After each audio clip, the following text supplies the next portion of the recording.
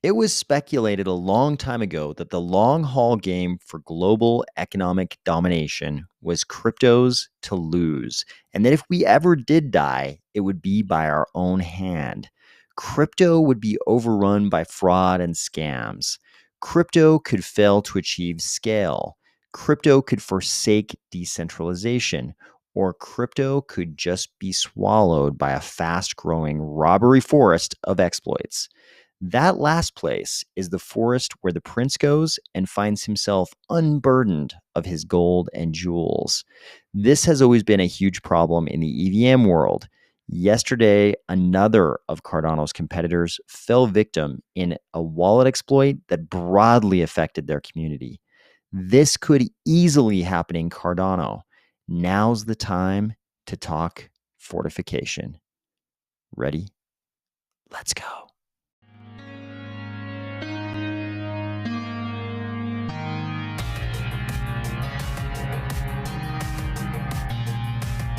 Today, we are going to discuss the Algorand exploit, including the brilliant John Woods video on wallet security and why all of us in Cardano should be paying close attention, a new state bill giving legal status to DAOs, Brian Armstrong giving us some hints about KYC on Coinbase's new Ethereum L2, and Jerome Powell telling a very different tale than we heard just a short time ago. If you notice that the head bandit is following standard lazy guy procedure of putting the mask underneath his nose, or if you're finding value in these videos each weekday, please consider delegating to the army of spies, stake pool, ticker AOS. Unfortunately, it is once again time to talk about the ever-expanding, fast-growing robbery forest, the place where the prince goes to be unburdened of his jewels, gold, and other valuable things. Very much a part of modern crypto, unfortunately. And the latest victim appears to have been many, many members of Algorand. So this is the CEO of the Algorand Foundation. And just to imprint on everyone how unexpected this breach was, you should look at the way she wrote this thread. She says, "Hi, Algo fan. We have made official statements in John Allen Woods, who we know from Cardano, a much beloved figure in Cardano, who got a great offer for a great job as CTO at Algo Foundation and has been at Algorand for some time now. Very smart guy. We're going to come back to him in just a second. Is our spokesperson on it, as it should be. We have been formally reassuring you that it's not the protocol, and there's no indication that this is any problem with the Algorand protocol. This was a third-party wallet breach, so this was not anything that Algorand built. This was a third-party wallet inside their ecosystem, but apparently a very broadly used one. They say it's not the protocol, but you know this by now. It's also not phishing, as we first maybe thought. Everyone or almost everyone is impacted." So get that. In Algorand, the CEO of the Algorand Foundation is saying that everyone or almost everyone was impacted, including her. This person, I will refrain from other words that come to mind, is moving balances from highest to lowest out of my Algo wallet. We are trying to help Rand Labs figure out where was the vulnerability, but honestly, they still have no idea. We just don't know a damn thing at this point. We and you, more than I, have worked so hard to build this ecosystem, and we have such good momentum now. It's breaking all of our hearts. I have also lost funds in this, but I can't begin to imagine the pain folks are feeling.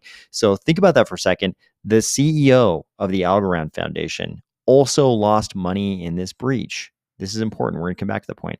It's breaking all of our hearts. I have also lost funds in this, but I can't imagine to begin the pain folks are feeling.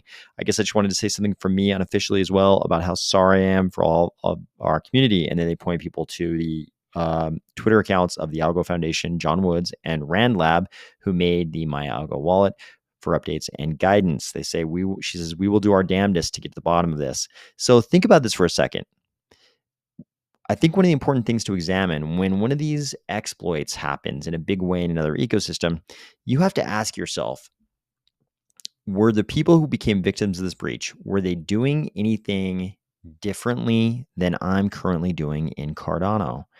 And were there red flags that should have been seen?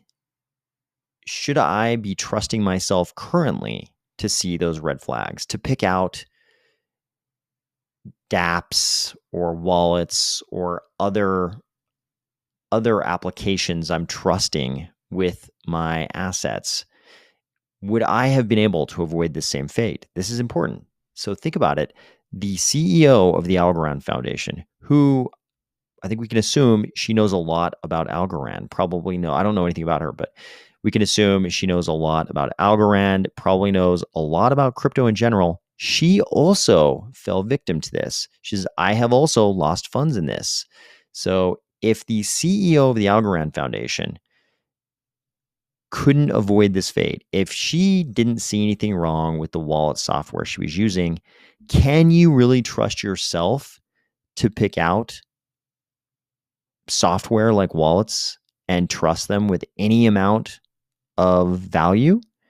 If the CEO of the Algorand Foundation put money in a wallet that got exploited, can you really assume that the same won't happen to you?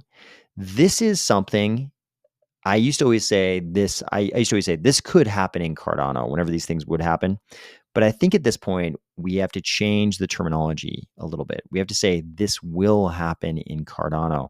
We will have some kind of a giant exploit. We have a whole bunch of wallets in Cardano, and some are more popular than others, but we will have a giant exploit, not only of a wallet. We will have one. We will have an exploit of a wallet. We will also have an exploit of a DApp. And it'll probably be just like this. It'll be some wallet or DApp that we all thought we could trust that was running just fine for a long time. A lot of people will have very successfully used it for a long time, no problems. And then one day you wake up and it's like, boom, all the money's gone. No one knows why. You have to wait for the postmortem to figure out what actually happened. Nobody predicted it. Everybody trusted that software. Here's the thing in crypto. You cannot trust any software with any amount of money you care about. Full stop. Everybody violates this little precept. Let me say it again. You cannot trust any software with any amount of money you care about. This is something you cannot do in crypto because what we've seen time and again, the history of crypto has shown us that eventually you get robbed. You get robbed when you trust software. True, it's not going to be every piece of software you trust, but if you go around trusting software with amounts of money you care about, eventually you're going to get robbed. That's the story of crypto, which is why we've tried to create certain tools in crypto that you don't have to trust. For me, the saving grace has always been, I should say the convenient saving grace has always been hardware wallets. Originally, before the days of widely accessible hardware wallets, I used an air-gapped computer to generate private keys and public key pairs. And we can get into that later. I've talked about it before on this channel, and John Woods goes into that in a video I'm about to show you. But you don't have to do that anymore. That's a very inconvenient procedure that we used to have to go through back in the day before you get your hands on hardware wallets easily. These days, you can very easily get your hands on a hardware wallet. And if you get robbed trusting software with some amount of crypto assets that makes you mad, you kind of only have yourself to blame these days because you can buy a Ledger or any other reputable hardware wallet. You can buy it pretty cheaply now, and you can put all your assets on that hardware wallet, and you won't have the type of software wallet problem that these people ran into. These people got robbed because they were using a software wallet, and it's fine for little tiny day-to-day transactions.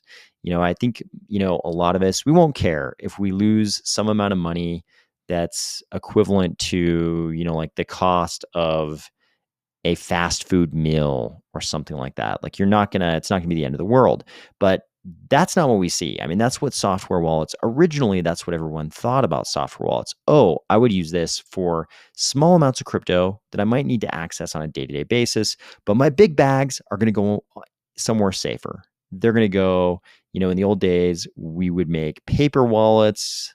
We would create key pairs on air-gapped computers. We would do all those kind of things. But in the hardware wallet days we have now, it's much easier to just use hardware wallets. So you should, if you have any amount of crypto you care about, if you'd be sad about losing it, just get a hardware wallet. There's a link in the description box below. You can get a ledger through that link, and I'll make a small commission. But you don't have to buy it from me. But you should buy a hardware wallet from someone. It doesn't even have to be a ledger. I like ledgers. I have a bunch of them. They work great. They're easy to use. They work great. You can get one through that link in the description box. But it doesn't have to be a ledger. It can be whatever reputable hardware wallet you like, but you should get one. All of these people would have been saved if they had a hardware wallet. We don't know exactly the nature of the exploit, but it's looking like they all would have been saved if they would have had a hardware wallet. I strongly implore you to get a hardware wallet. I have long maintained that John Woods is probably the best communicator of very technical information in a way that people can understand. You'll remember, of course, John Woods was an important part of the Cardano ecosystem in his role at IOG. And then he got an offer that no sensible person would have ever refused to go become CTO of the Algo Foundation. So John Woods, a great guy, and I trust what he says. So shortly after this exploit madness hit the mainstream in Algorand, he put out this video. And it's one of the best explanations I've ever heard of wallet security, which is pretty much, a lot of the security. It's most of the security information you need if you're a normal person in crypto. There's certain things about platforms and dApps you should also know, but wallet security is by far the biggest chunk, most important security information for you to have.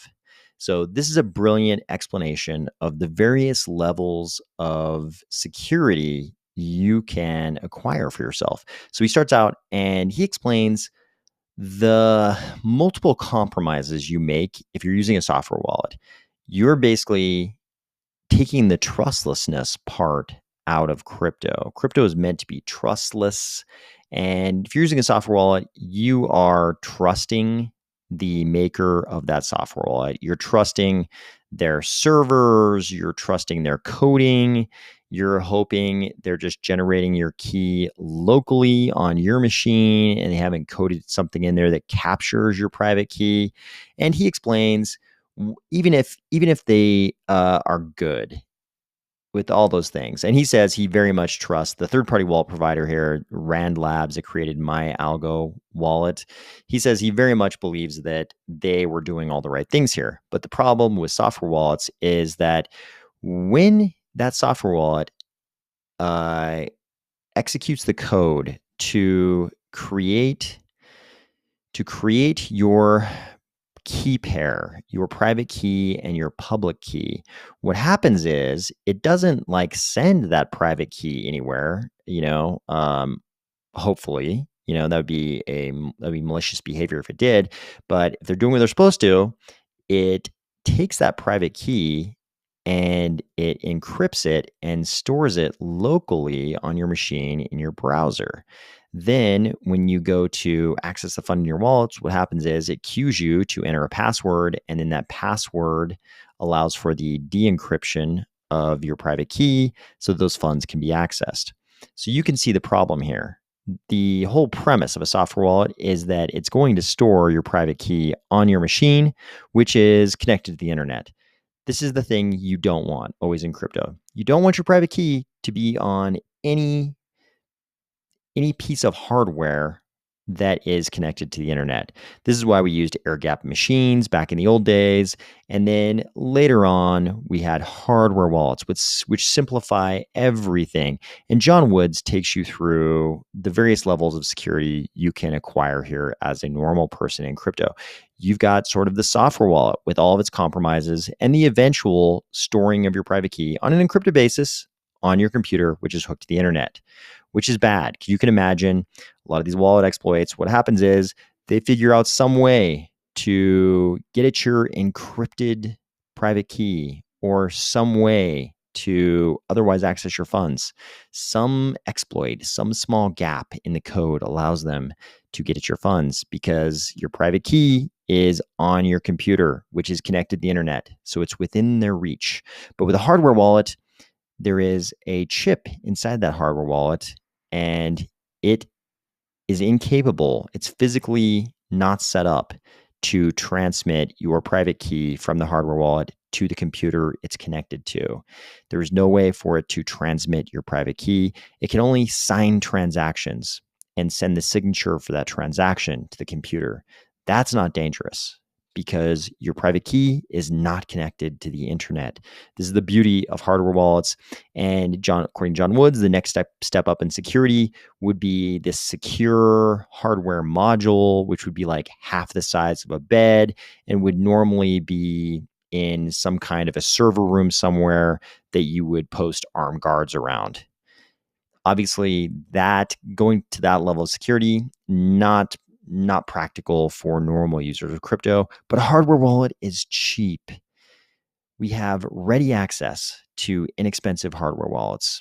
You can find a link to buy a ledger in the description box below. I'll make a small commission, but you don't have to buy a hardware wallet through that link. You can buy it from whoever, and it doesn't even have to be a ledger. It could be any reputable hardware wallet. But if you have any sizable amount of crypto, please, I implore you, get a hardware wallet. If everybody would put any amount of crypto they care about, if it's like, if you have like a hamburger's worth of funds in a wallet, whatever a hamburger costs in your neck of the woods, if you've got that much crypto in a wallet, fine. You're not going to cry if you lose it. That's fine. It can be in a software wallet. Who cares? But if you've got something that starts to look more like a paycheck or a significant portion of a paycheck that would hurt to lose, you need to get a hardware wallet. It's like there's no path that's like better or wiser. We no longer have to go through all the air-gapped computer stuff. I used to have to do that back in the day. It's a pain. It's a pain to have some computer sitting around that you're never going to connect to the internet. We don't have to do that anymore. I implore you, please get a hardware wallet. Utah recently passed this bill, Decentralized Autonomous Organizations Amendments. And this does kind of what you expect. If you're familiar with what Wyoming did with DAOs, you can probably guess exactly what this does.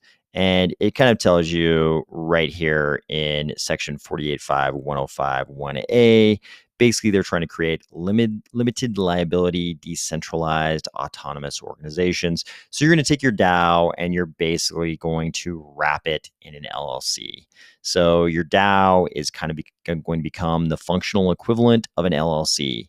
The interesting parts here are the questions you should ask. If you have a DAO and you want it to be a legal entity, a legal person that can do a lot of the same things like an LLC could, you should be asking questions like, okay, great. It would be nice to be a legal person for some things. What about anonymity? So that's part of the catch with this. You have to have at least one actual person. You have to have one person whose name they are going to know. It's got to be an actual person who doesn't have anonymity. So you won't be able to have the DAO where there's not a single living, breathing human being who can be identified who's attached to the DAO. You're going to have at least one human being that the government is going to know about. Taxation. A lot of the anonymity things, not all of them, but a lot of them are tied up in the whole taxation question. So you could opt to have your LLD, your limited liability DAO, your LLD. You could have your LLD taxed as a corporation, or if you don't opt into corporation taxation, then it would just be taxed on a pass-through taxation basis like an LLC. So I am not giving you tax advice, nor am I qualified to give you tax advice. So don't take any of this as advice on the taxation front. Definitely talk to an accountant. I'm just giving you my understanding of what this bill seems to do based on a cursory read through, very limited read through of the bill. So talk to an accountant if you're actually thinking about doing this, but you can tell it's kind of a mixed bag, right? It's like one of the big things about a DAO is that people really like the anonymity involved in being engaged in a DAO, and the whole having to, have one person who's kind of responsible for everything, who is a recorded identity. that changes things a little bit. The taxation piece also functionally, economically changes things a bit. If you were curious about the possibility of KYC on Coinbase's new optimistic rollup L2 scaling solution for Ethereum that we talked about last week, if you have no idea what that is, it's called Base. If you have no idea what that is, I did a whole video about it last week. You can go back and reference that video. But if you were curious about the possibility of KYC on Base, you now have a little bit of an answer. Bloomberg interviewed Brian Armstrong, CEO of Coinbase, and pretty much directly asked him the question. And he, wasn't real direct in his answer, but he kind of said, yeah, when we first launched, Base is going to be pretty centralized, and centralized L2s, centralized things in general have more of an obligation to, monitor transactions. So to me, this is basically a yes, we are going to have KYC at launch. It's not super concrete, but his answer to that question definitely, to me, sort of implies that at least at launch, you were definitely going to have KYC. How they go from KYC at launch to something less than KYC, after they decentralize, supposedly, I don't know. I don't know if that actually happens, but it sounds like that base L2 sounds to me like it's probably going to be KYC'd at launch. If you're like me, you remember that not too long ago, Jay Powell, the Fed, was telling us that inflation would be transitory. It would come and go, wouldn't be that big a problem. And you probably also noticed that that transitory talk has been gone for a while. But now things are getting even a little more severe than that. So today, Jay Powell is saying that the data suggests that inflationary pressures are running higher than expected by the Fed when they met at the start of February. As a result, the ultimate level of interest rates is likely to be higher than previously anticipated. If the totality of the data warrants it, Jay Powell says the Fed is prepared to increase the pace of rate hikes. So everybody was obviously really relieved when they went down to a 25 basis point hike in their last meeting. And now he's saying, actually, they're prepared to increase the pace of rate hikes because inflation is still running higher than they expected just a month ago. So obviously, there's still a lot of correlation between the equities markets and the crypto markets. And as you can see from this headline, the equities markets did react to these comments from Jay Powell. So it looks like we're in for some more of the same. But I hope otherwise you are having a great week, and I'll talk to you tomorrow.